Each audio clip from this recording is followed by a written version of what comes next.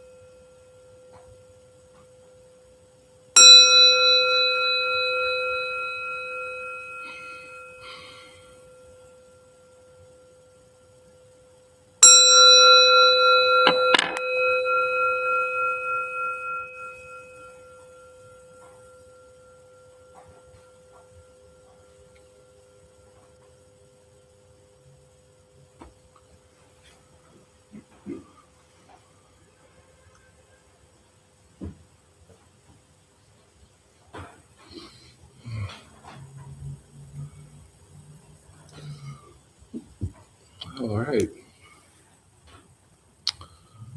So, does anybody have any questions about Zen or sitting or Buddhism in general? Yes. I have a beautiful interpretation of like the no self concept. Oh, sure. So, so in I think a lot of our suffering comes from the belief that we have a sense of permanence, a permanent self, and and that compromises um, the five aggregates. So, if I remember correctly, it's feeling and sensation. It's the physical body.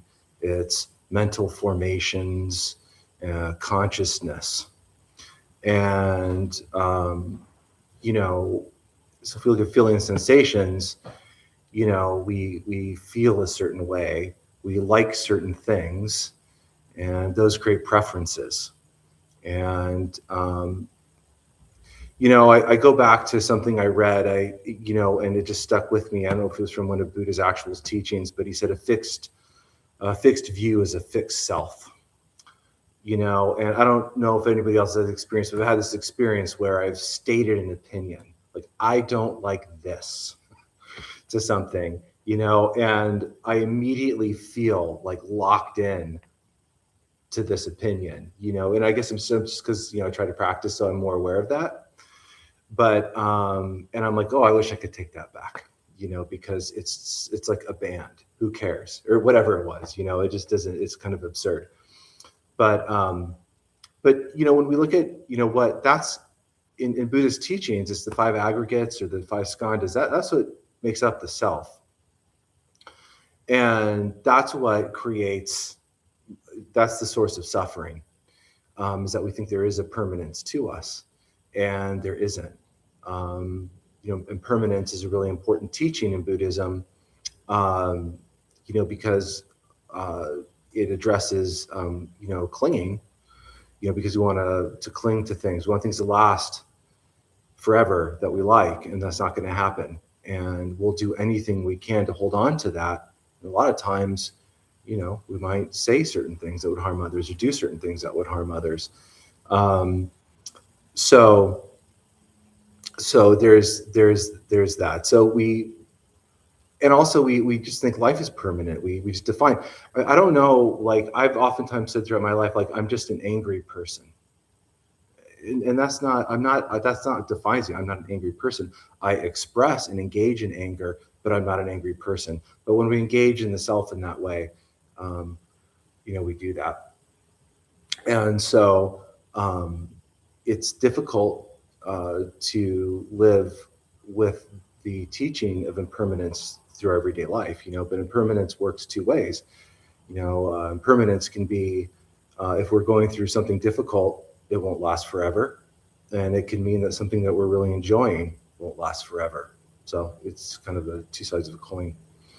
But there is no permanent self. We are not our past. We are not our future. We are who we are right now.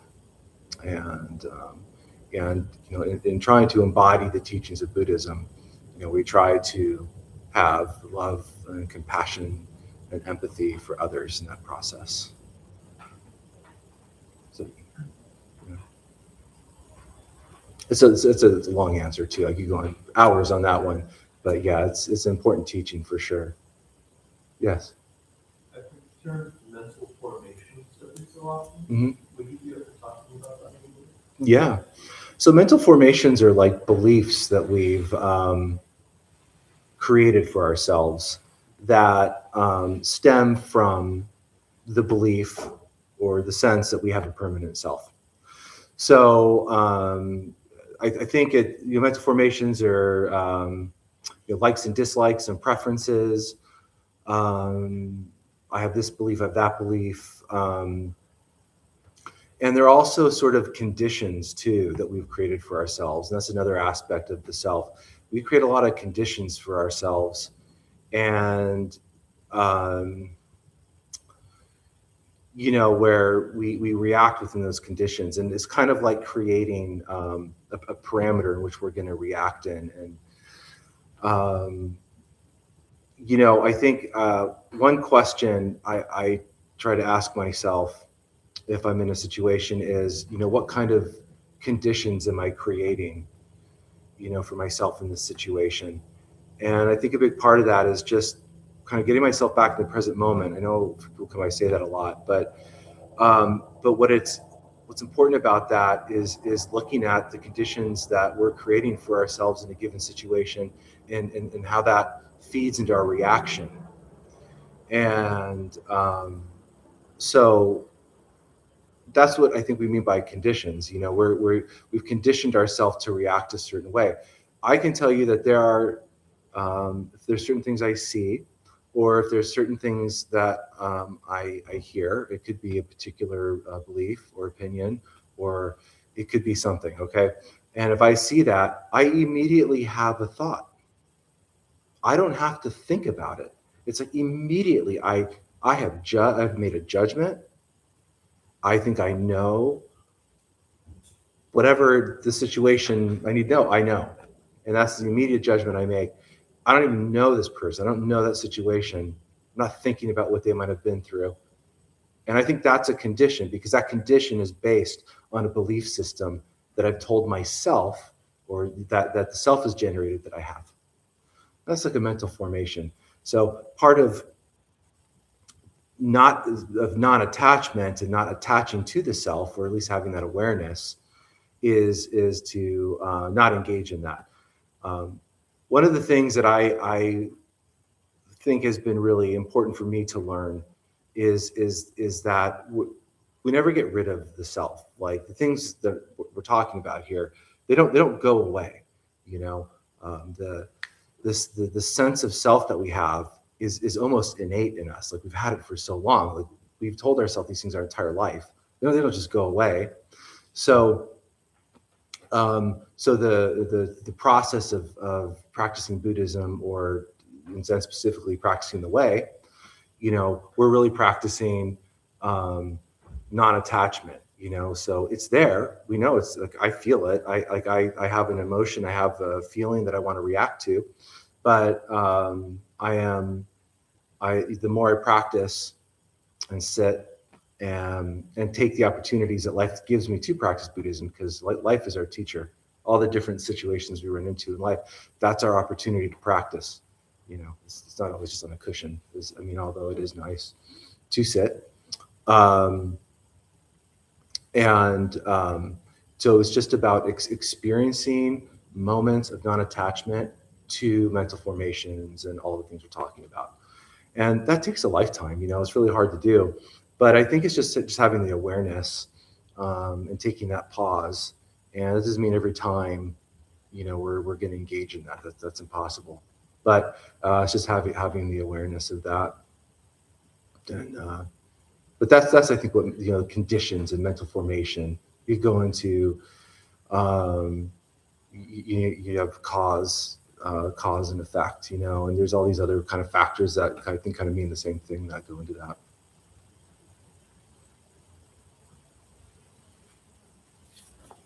Yeah. Does Buddhism, in speaking of reincarnation, is that the same as the belief that there is a soul or an essence that continues and returns? No, I think you know, reincarnation. So I think if you look at the traditional belief, if there's a heaven or something, it's like the idea is that that this permanent part of us goes to a permanent place. And so the belief in Buddhism, especially in reincarnation, I would imagine that 2,500 years ago, it was a much different world. You know, it was probably easier to believe in reincarnation. And so reincarnation in large part comes out of Hinduism, in that you had to be reborn many times to sort of break out of to work out whatever karma you had. But karma was thought of much differently than the Buddha taught as well, so it was very different. But I think, like, when I think about like rebirth, I think about it and like the wheel of samsara, which is, life, birth, death, and rebirth. I think of it as more sort of moment to moment, in the same sense of saying that like enlightenment or awakening isn't a state of being where you've gotten rid of the self, where you've gotten rid of the things that you were attached to before. That's not happening. They're always there. It's just, you're not, if you're in that moment, you're not attached to them, you're experiencing a kind of freedom from that. But I almost think of it as like maybe moment to moment, if in one moment we do something that is unwholesome, that awareness of what that felt like can carry us into the next moment with a new set of intentions, that are wholesome intentions. And it's like, well, I don't want to do that again for the rest of the day or say that. So I think that is more of a, I don't want to say modern, but sort of day-to-day practice way of looking at it. I mean, are we like it? Because we don't, karma isn't this, like we're not carrying the karma of our entire family, where we have to work that out over many, many lifetimes. Like that's, who knows what happens when we go or die? Like, who knows? It's just about creating, a space in the present moment for ourselves where we're not increasing our suffering.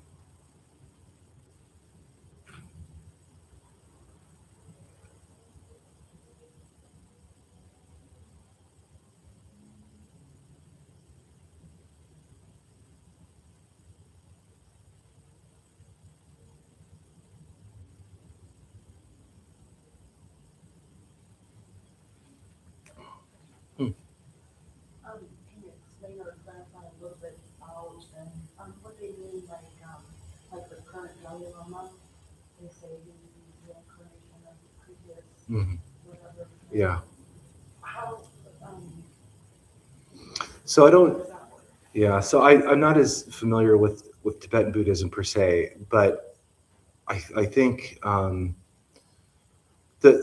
knowledge is that what they do is they go around and find a child who they feel is a reincarnation of the previous Dalai Lama, and do that.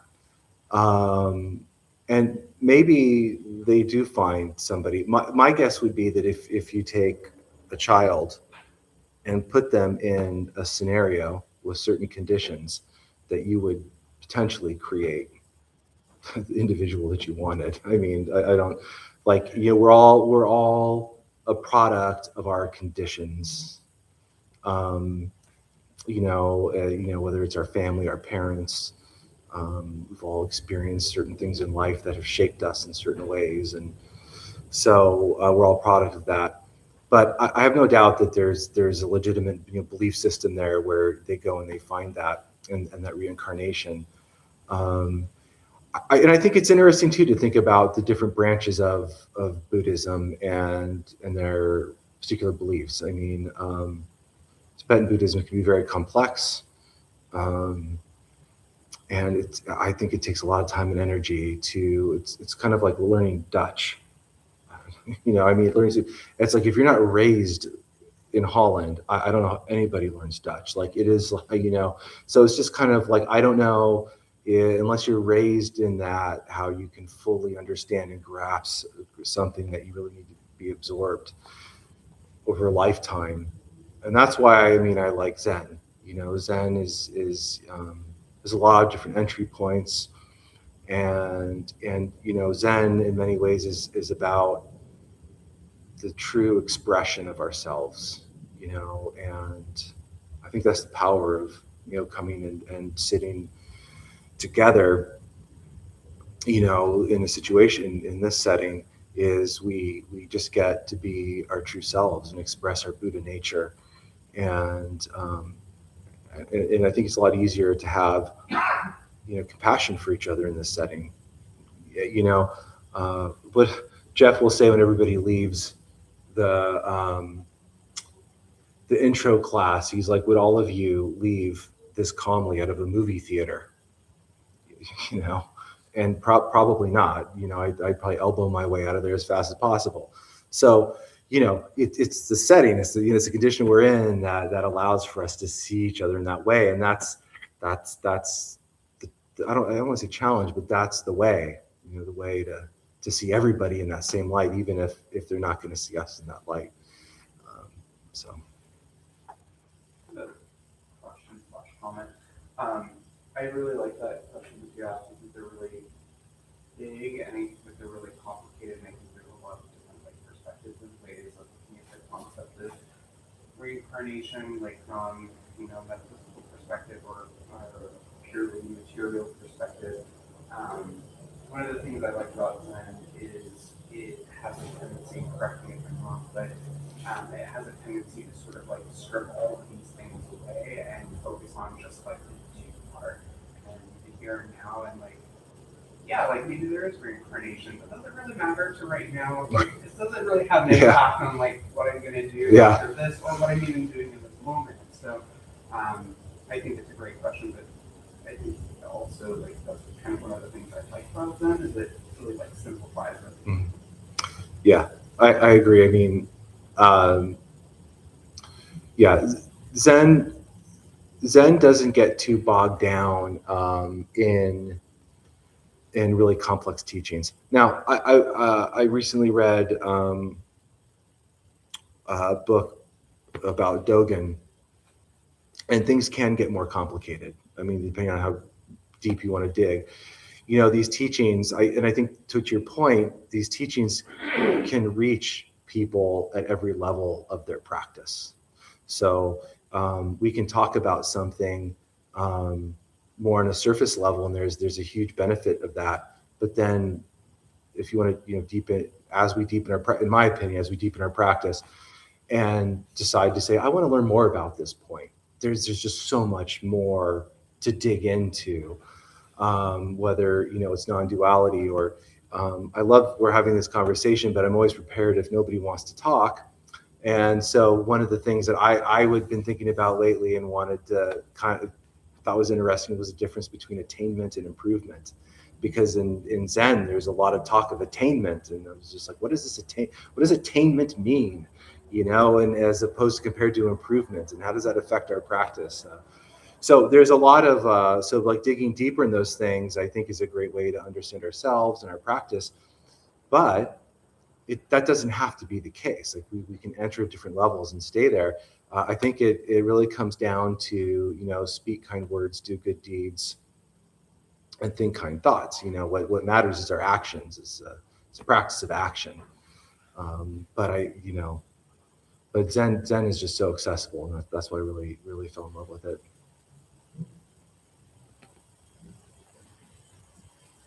Besides, half the stuff I read, I forget. So, you know, I don't think I remember half of it if I ever read it anyway. Yes. About attachment, how do you decide what's good or bad? You know, like, because there are some times that you have one type of belief, and then with your experience, you change your belief completely.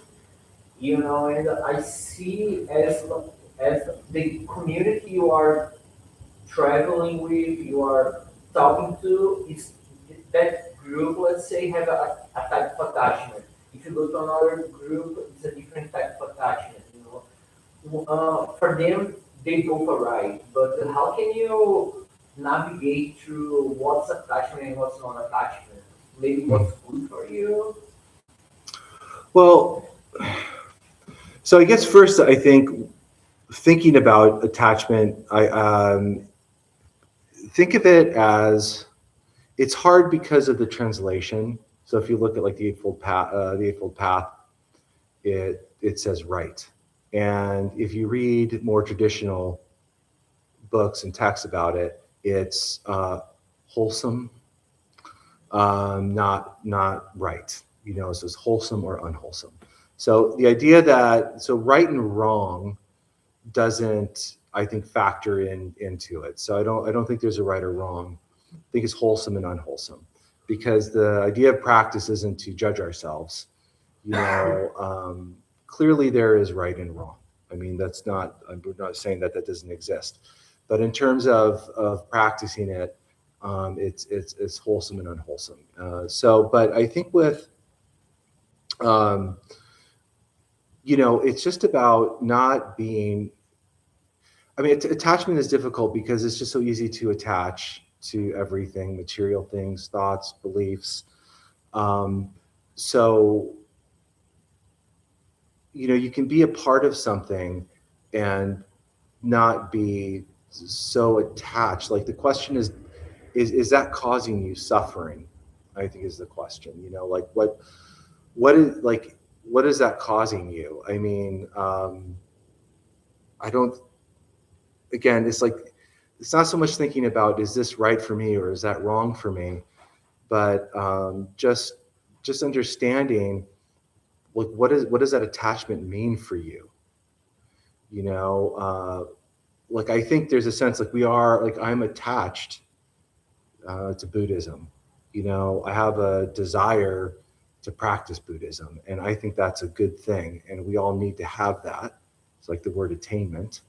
You know, attainment can mean be a thing that causes suffering because we want to attain something we can't have, and then that causes certain feelings that cause suffering. But then there's attainment to want to have a better life. There's attainment to want to be free from suffering, and that brings us here, and that can be a good thing. So, you know, so there are those attachments, like the attachment to coming here and wanting to have learn how to practice Buddhism. That's not a bad attachment, but that's an attachment.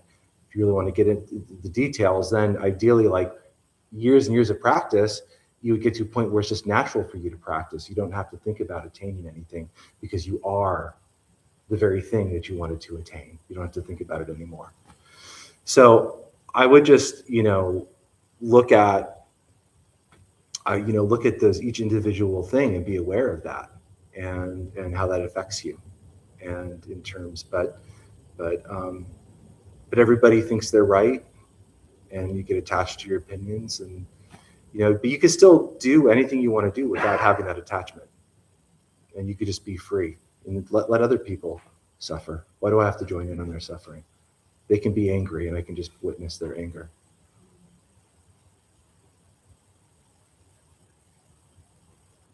Let me finish up the last few minutes and meditate.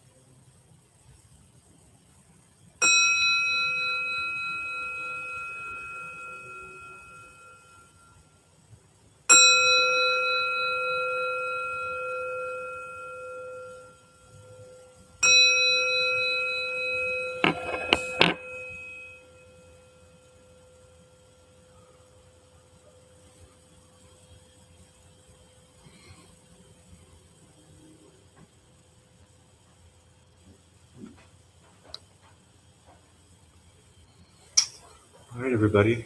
So glad all of you came out tonight. It's always such a pleasure to be here with everybody. Our host, Vicky, has something to read. Hello everyone, I'm your host Vicky. We opened the Dharmabumtemple 19 years ago to introduce Buddhist practice to those who show up, those who lead are not nuns, monks, gurus, teachers, and are not looking for students. They are simply practitioners sharing their interpretation of practice. Every night we have different classes led by different people from various Buddhist traditions. We have a recovery sauna that meets several times a week for anyone with addiction. And our food redistribution program is every Thursday at 4:30. We have classes and programs every day, and everything we offer here is always free. We have silent meditation Monday through Friday at 8 a.m. and 12 p.m. The full schedule is on our website and also posted in the entryway above the shoe rack. We have a lending library. If you see a book you like, feel free to borrow it and bring it back when you have finished. If you could straighten your seat or cushion before you head out, and if a couple people can help, maybe close them off the doors, that'd be great. Thanks for being Thank you, here. everybody. Thanks, Michael. Appreciate it.